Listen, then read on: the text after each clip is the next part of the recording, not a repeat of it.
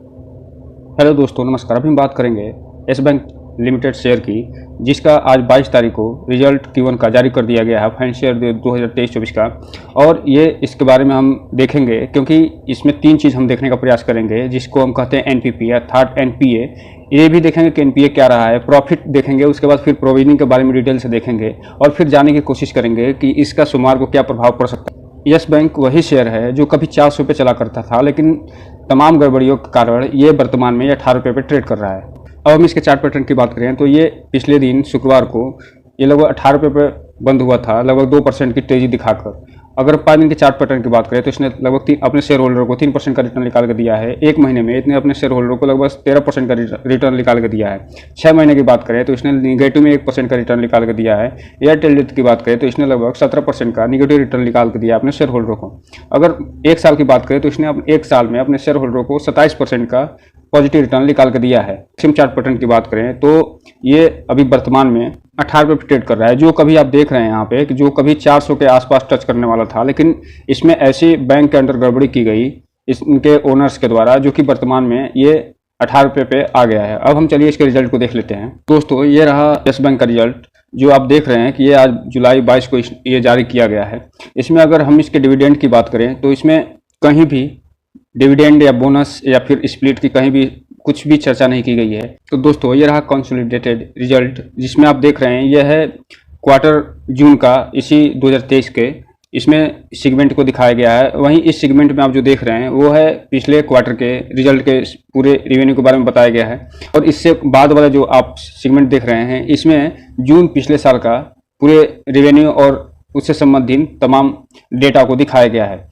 ये भी जो भी इसमें डेटा आप देख रहे हैं वो लाख में पूरा डेटा दिखाया गया है।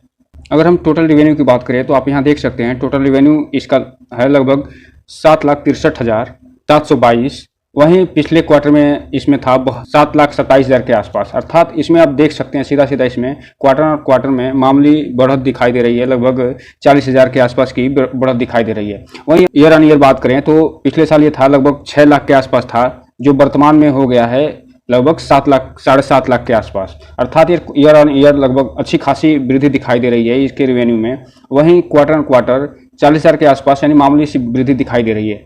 अगर हम इसके अर्न सेगमेंट की बात करें तो आप यहाँ देख रहे हैं कि इसने इंटरेस्ट अर्न किया है लगभग 6,40,000 के आसपास, जो कि पिछले क्वार्टर में इसने अर्न किया था 6,20,000 के आसपास। अगर पिछले साल सेम महीने अर्थात जून 2022 में इसने लगभग 5 लाख का इंटरेस्ट अर्न किया था। तो आप सीधा सीधा देख रहे हैं कि इसमें के इंटरेस्ट अर्निंग में सीधा जून के क्वार्टर में पिछले क्वार्टर की तुलना में वृद्धि हुई है मामूली सा। लेकिन ईयर ऑन ईयर की बात करें तो इसमें अच्छी खासी इसके इंटरेस्ट अर्निंग में वृद्धि दिखाई दे रही है। इसके अलावा हमें अगर इसके एक्सपेंस की बात करें तो आप यहाँ सीधा सीधा देख सकते हैं कि ये जो टोटल एक्सपेंडिचर है ये है लगभग 6,81,000 के आसपास का, जो पिछले क्वार्टर में था 6,38,000। अर्थात इसके एक्सपेंडिचर में भी वृद्धि हुई है क्वार्टर। वहीं पिछले अगर साल की बात करें सेम जून महीने की बात करें तो इसमें 5,32,000 के आसपास था, जो इस समय 6,81,000 के आसपास हो गया है। अर्थात ईयर ऑन ईयर तो इसमें अच्छी खासी वृद्धि दिखाई दे रही है, साथ ही साथ क्वार्टर भी इसमें मामूली सा बढ़त दिखाई दे रहा है। अब हम इसके ऑपरेटिंग प्रॉफिट की बात करें तो आप यहाँ पे देख रहे हैं ऑपरेटिंग प्रॉफिट 82,000 के आसपास है, जो कि पिछले महीने 89,000 के आसपास था। अर्थात क्वार्टर इसमें कमी आई है। वहीं पिछले साल की बात करें तो पिछले साल ये लगभग 59,000 के आसपास था।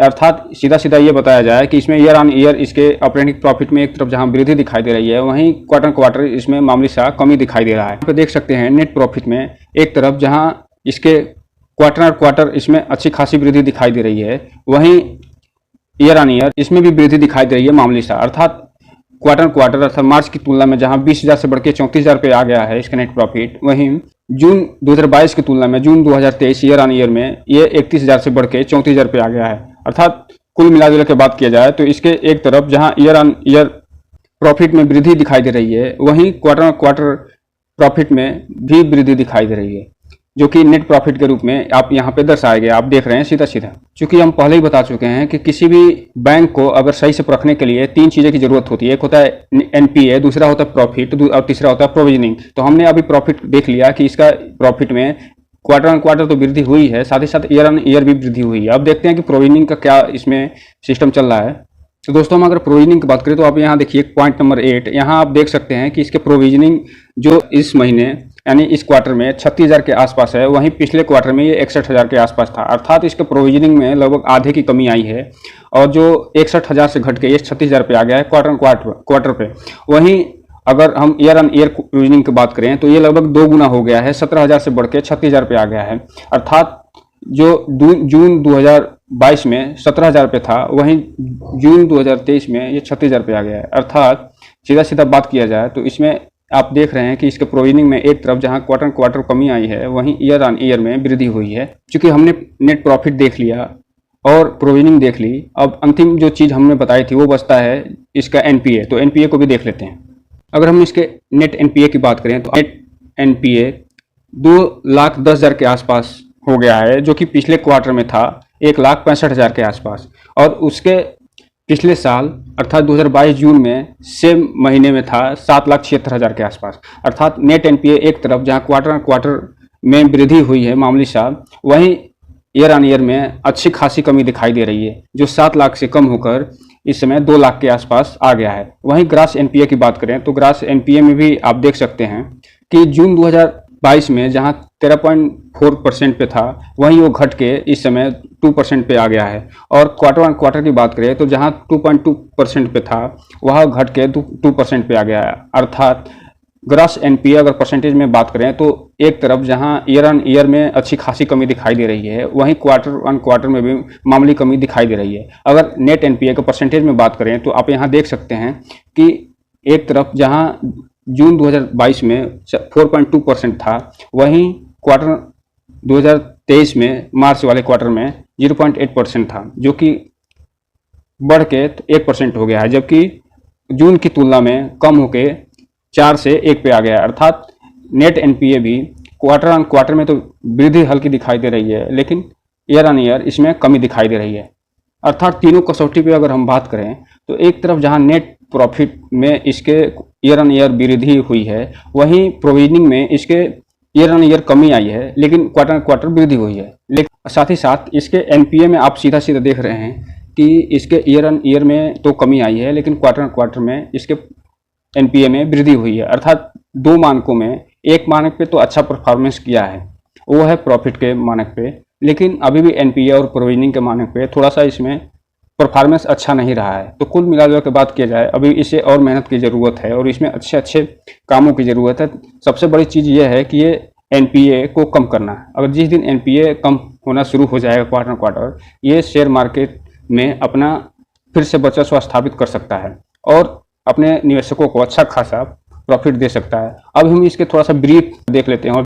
तो आप यहाँ देख सकते हैं कि यस बैंक के निवेशकों के लिए गुड न्यूज़ आई है। क्या आई है? बैंक ने अपने तिमाही नतीजों का ऐलान कर दिया है। वित्त वर्ष 2023-24 की पहली तिमाही में कंपनी का नेट प्रॉफिट 10% पे बढ़ा हुआ है, जो अभी हम लोगों ने देखा है। अप्रैल से जून 2024 के दौरान कंपनी का नेट प्रॉफिट 342 करोड़ रुपए रहा, जबकि एक साल पहले जून तिमाही में यह यस बैंक का नेट प्रॉफिट 310 करोड़ था। अर्थात आप देख रहे हैं 310 करोड़ से 342 करोड़ हो गया।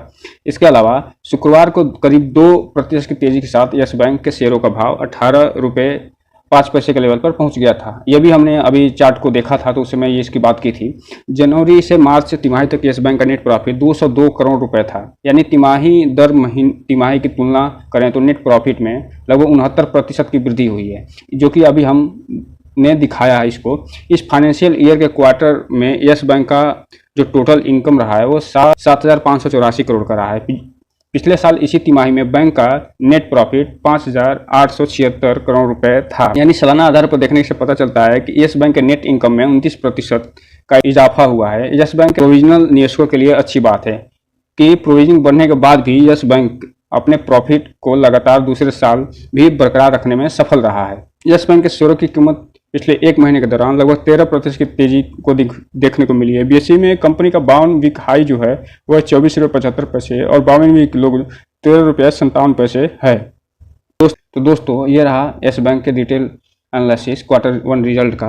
अब ये देखना दिलचस्प होगा कि सोमवार को बाजार इस रिजल्ट को किस प्रकार लेता है। अगर अच्छा प्रकार से लेगा तो ये देखने को मिलेगा कि इसमें ठीक ठाक संभावना रहेगी तेजी की। अगर ये रिजल्ट बाजार को पसंद नहीं आया तो एक बार फिर इसमें गिरावट देखने की संभावना मिल सकती है। दोस्तों, ये रहा आज का वीडियो। इस चैनल को लाइक और सब्सक्राइब करें और घंटा दबाना तो बिल्कुल ना भूलें, ताकि समय समय पे जो नई वीडियो आती हैं उनकी अपडेट आपको मिलती रहे। जय हिंद दोस्तों।